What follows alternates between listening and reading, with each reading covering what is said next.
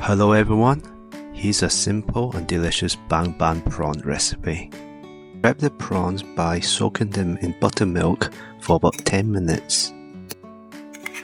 To make the Bang Bang sauce, in a bowl, mix mayo, sweet chili sauce and sriracha.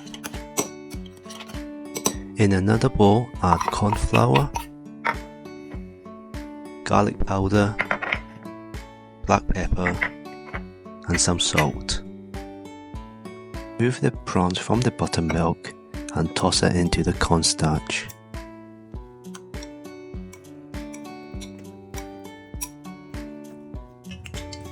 Heat some oil in a deep pan over medium-high heat and then fry the prawns for about 3 minutes until they're golden and crispy.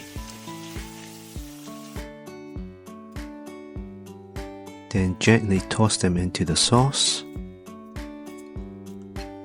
Now just mix it all up.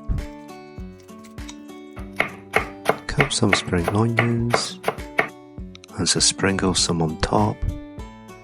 That's it. Enjoy!